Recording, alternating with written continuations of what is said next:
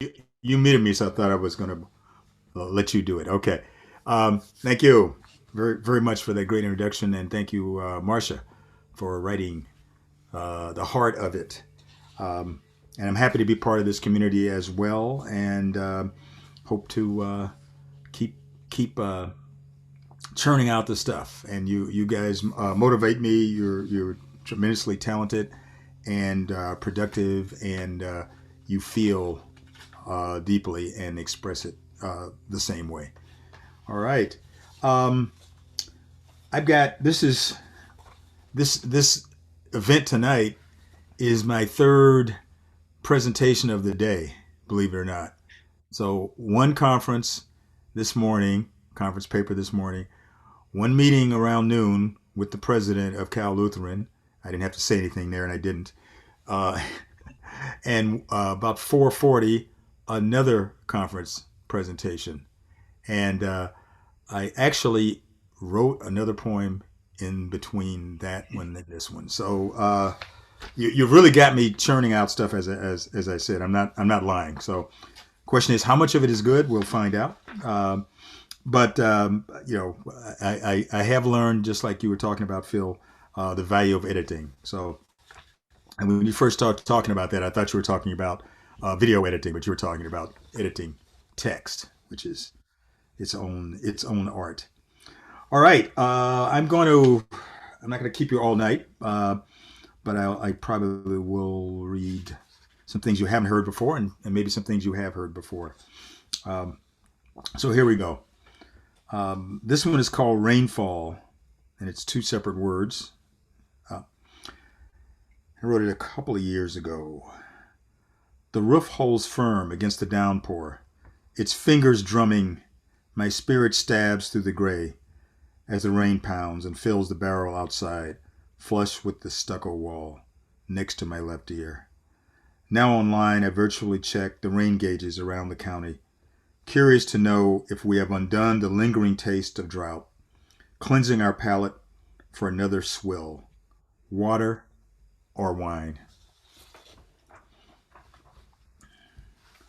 Okay.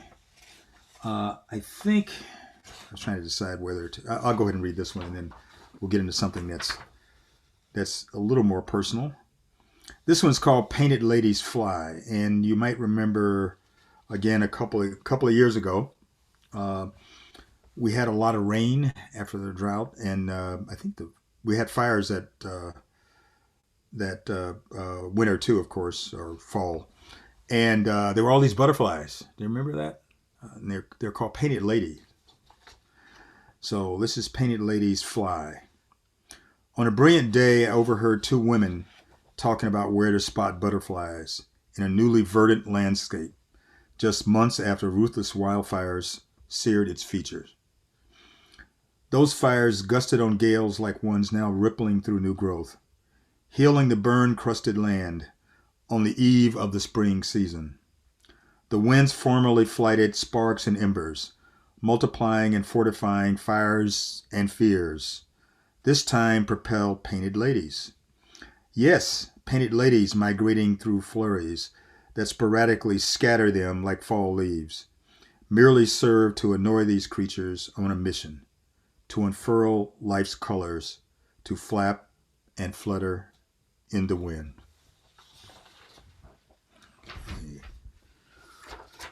All right, here is something that's fairly new, and someone listening to this is going to find that she's in the poem. It's creativity. Working in the study, my wife called me to her side. She told me she needed some help with creativity. Creativity. The word shimmered in my mind's eye. Creativity. I didn't know initially if we would discuss the concept of creativity or the fact that it wasn't just the stuff of artists or composers or writers. When I teach creativity to my undergraduate students in small group communication, I have to remind them that we're not going to learn about the creative process used by these creative professionals, but how people in small groups solve problems in the world of work.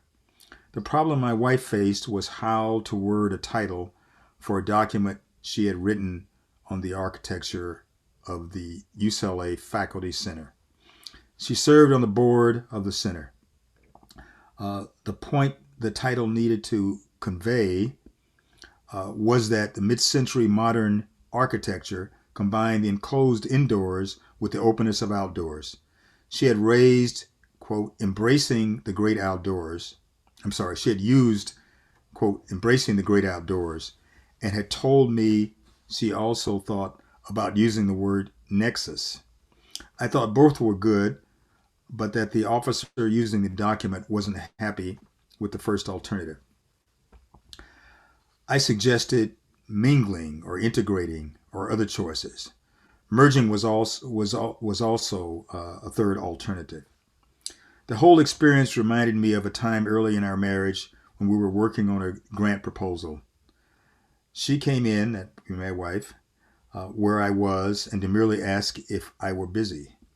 When I said I was available, she shared that she had an itch that needed scratching. This was a figure of speech for a conjugal moment she hoped would relax her to make her work go better. I admit I thought it was a great solution to her problem. I was more than eager to help her improve her efficiency. It's hard to argue with my wife's pragmatism. If she would express it always this way, I'd give up arguing with her altogether. Believe me, I would. All right. Thank you. All right, here's another one. It's called On the Face of It. Can I remember without seeing other people? Can I remember without seeing the grimace of their smiles? I ask myself as I hold my heartbeat still. So it can guide the spear that is my life, glistening through midnight after midnight. Episodes alternate footfalls on bedrock and black lava sand. Then crouching among equal signs, I flip through haystacks of subjects for rare predicates. Can I forget other people looking for someone like me, someone who looks like me, someone who forgot a name like mine, but not mine? Forgot a name that looks the other way, eyes closed, when it hears me coming, breathing my next breath, holding the one after that, waiting for the flood, looking for wild animals to chase and drown. All right, thank you. Let's see, here it is, yes. All right, this is a kind of a change of pace, and it's called A Dream of Zombies. I've been to conferences, by the way, where zombies are a topic, okay? I myself am not into zombies. I'll let you know that right now. But here's the note for this poem, and I read this at my big 5-0 college reunion a few years ago. Zombies generally aren't associated with Vodou in Haiti, but rather with rural populations. Hungan, male priest in Haitian Vodou. Mambo, female priest in Vodou. Rum and cigars are sacraments used in a number of African-derived Caribbean religious rituals. The Gedi are the most prominent spirits of Vodou and are predominantly male. Second line, followers of parades in New Orleans. I'm not trying to explain Vodou, Haitian culture, or New Orleans culture in this poem, but to employ them rhetorically and with the deepest respect. Okay, I dream of zombies again. Awake in a contact zone, you name it, New Orleans, Santiago de Cuba, Port-au-Prince. You find your love unrequited, inappropriate, a near miss. Your love is lost, a lost leader. It brings you to the verge of music that bores into your brain, following the right-hand rule, leaving blue-green sea foam in its wake. You see them on television. They see you dying, one lifetime at a time. You bring the ingredients of an altar, a sacrifice, red fabric, blue cloth, a beating heart, a brown-skinned baby doll wearing a crown, blood gushing from a slashed throat. Not real, the wonders of special effects. You blow the perfect circles of cigar smoke on your life, her life, their lives. Soon they will feel the suggestive moistness of the rum splashing into their clairvoyance. Yes, there is a show that ran before the medium of TV was invented. We watch it anticipating afterbirth, savoring its sour bouquet.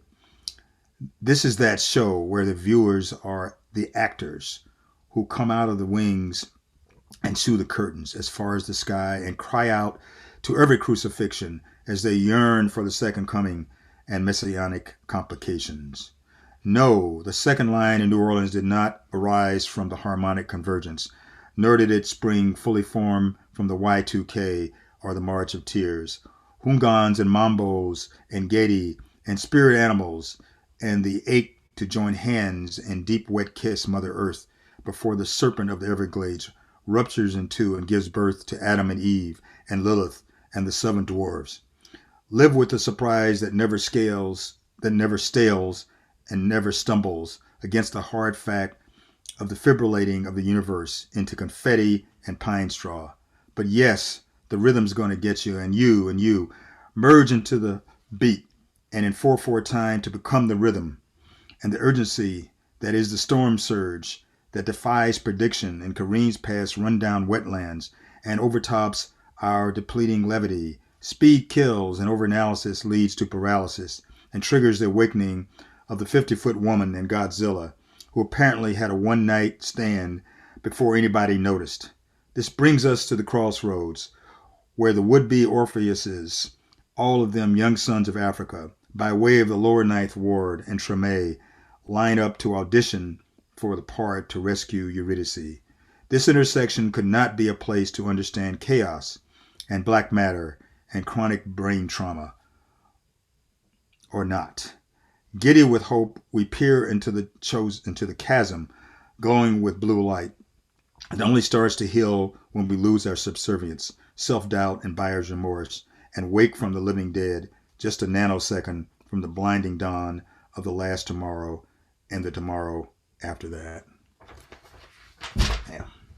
All right. That. Ooh. Okay. I don't read that poem too much. That's a rough one. All right. Again, I appreciate your enjoying it. All right. Pause here. Okay. All right. Just maybe 3 more. I don't know. Okay. Let's see. All right. Here's another one. My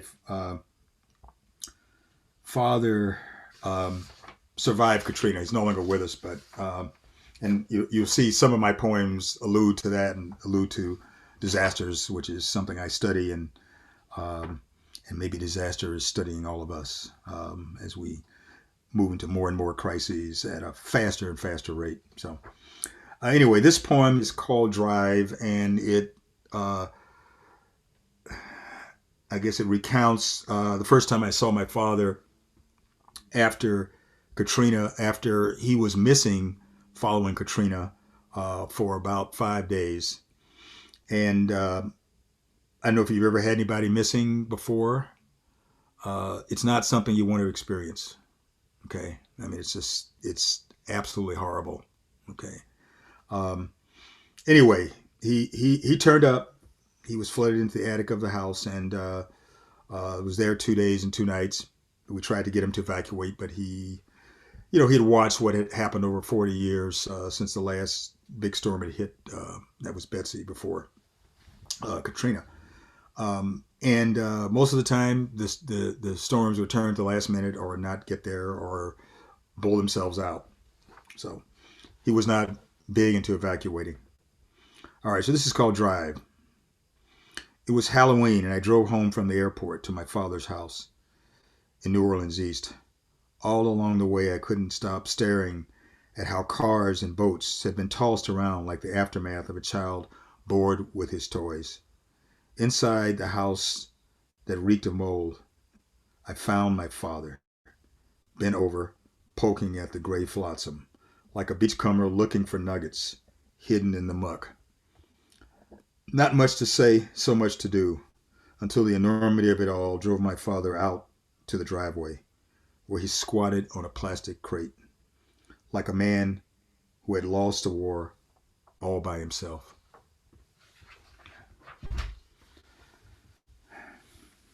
Okay. Um, all right. This one. This one I'm still working on. It's a little longer than anything else I've done, but I will do this one and maybe one more after this, and or maybe two. Um, this is called Brotherhood, and this I haven't dedicated it to him, but it is uh, dedicated to one of my college roommates who passed away Christmas week of 2019, and it was pneumonia that took him, and according to his wife, and I'm suspicious that he wasn't an early COVID-19 victim. So anyway, and he was at that reunion where I read that poem about the zombies. I don't know if you heard me read the poem, but anyway. So and the reason I've had other roommates, and actually a couple of them, other roommates have died. As a matter of fact, if I add up my roommates, I think at least three are gone. But he was the most recent one. Um, and what's significant about him is I knew him before I went to college. I knew him in high school. I knew him in junior high school back in Nashville. So we'd known each other a long time. We didn't keep track of each other when I moved away to New Orleans. So I was surprised to see him, and I was happy to see him. And we eventually became roommates for the last 2 of my years at Harvard. So Brotherhood, I can't get over you being gone, all gone, nothing left, not even a germ. You were part of me, so much a part of me, and I was a part of you, so much a part of you. I can't recall the moment we met, but I assume you took the initiative. Not that I was shy or anything. I'd always taken the lead with my friends. But that was before meeting you, wherever that meeting took place. Maybe it was Spanish class, Washington Junior High, Nashville. To be sure, we took to the language, but we jumped at learning Latin drums. You chose bongos, that initiative thing. But oh, bass bongos, forever mine. I tried to lose you to find you. I followed my parents to New Orleans. I took my bass bongos with me, but had no outlet. Took to leading drum sessions on my desk. I'd wait until the priest teachers walked out of the room, then brought the noise. It was a rebel coming out in me, trying to take control of conforming me. I'd wait until a safe interval after the teacher departed, then conduct a frenzy of percussion. Who knows, if there'd been a Latin jazz band, maybe my career could have taken a musical turn. I did actually manage to get detention, despite being a star student not known for troublemaking. My exile in the musical wilderness of New Orleans only lasted 2 years before I was reunited with my brother. We hadn't stayed in touch with each other, so imagine our surprise when we ran into each other at college. Now students at an Ivy League institution, we joined forces as young black men at the apex of the civil rights movement. History was stalking us all, but only the stars with big names drew crosshairs. We chose our activities, me photographer on the newspaper, but I sacrificed joining the radio station, not liking hazing. I had grown up on jazz, so it hurt my very soul not to be able to DJ, playing Horace Silver, Charlie Parker, Nina Simone, and Lady Day. I remember when a small gang of us brothers used to stride across campus, chanting Coltrane's "A Love Supreme, a Love Supreme, a Love Supreme." I brought my love of running to the campus and ran almost everywhere, not to get anywhere early, but rather to arrive with haste. You and I found ourselves playing a lot of pool in our spare time. Maybe some of the time we spent wasn't exactly spare. I found myself getting my heart broken while you, my brother from Nashville, were breaking your share of hearts. It would take me a while to catch up, but I was grateful for your example and enjoyed women preferring me to you.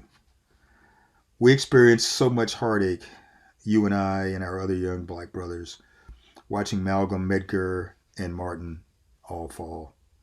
History was stalking us all, but only the stars with big names drew crosshairs. We still managed to have fun, and you and I swelled our chest when our party reps grew till would-be guests would show up even on off weekends.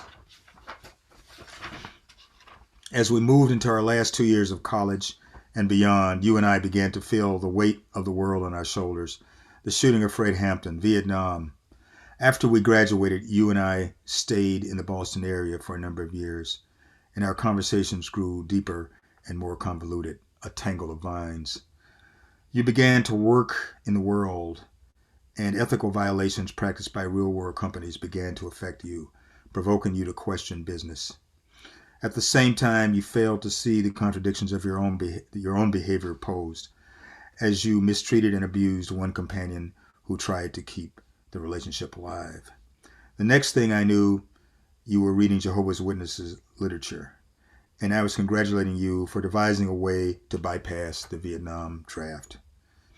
But you were serious as a heart attack, and the Tet offensive rolled into one, and soon your sincere desire to join the Witnesses would be accepted by me and your pals. You had stretched the rubber of your conscience enough, so you rebounded way past center and to the opposite extreme, like a drunk becoming a teetotaler. I left you again, this time for graduate school on the West Coast, and as long as we stayed in touch, you stayed true to the preachings of the Witness Code. You did manage to allow your strenuous sense of humor to return to life, and you would often call me pretending to be some official looking for Russell S. We would see each other at big class reunions, and I was grateful to see you at our 50th, an event for which you chose not to register, raising my suspicions. But you did find your way clear to attend, and you regaled us with stories about classmates who had indeed gone off the rails and plummeted down the precipice. Together we tried to figure out why you had adopted a would-be gangster attitude toward life, somewhat like my father's older brother, the second brother. My father used to say his mother never could figure out why his brother chose this approach to life, turning his back on the middle-class aspirations of his parents. We were glad you were there and were mildly alarmed when you revealed that you had suffered a heart attack, but none of us left the reunion thinking there were serious risks facing you. So a month before the COVID-19 pandemic wave crashed on U.S. shores, on Christmas week, your wife let our third roommate know that you had died of pneumonia. Your widow didn't respond to further queries, and you, perhaps because of your computer career, or maybe because you were a witness, the internet was devoid of any trace of you. My desire to participate in the closing of your life, our lives together, our lives apart, would remain frustrated. You, perhaps an early COVID casualty. History was stalking us all, but only the stars with big names drew crosshairs. Maybe, my brother, you had grown tall enough to be considered a star, but hadn't realized yet that you were now in the crosshairs. Okay. All right. I will just. I won't read more. I think I've taken up enough of your attention. But one more. I can do this one. I thought I had it here. 1 second. Oh, here it is. Okay. This is going to be the last one, and this is the one that came to life today. Actually, this late afternoon. And it's called Looking Over, and it's dedicated to my friend Mark. I've got this friend, a good friend. He's a good, very good photographer. I don't know if he thinks the photo I treasure is one of the best photos he's ever taken.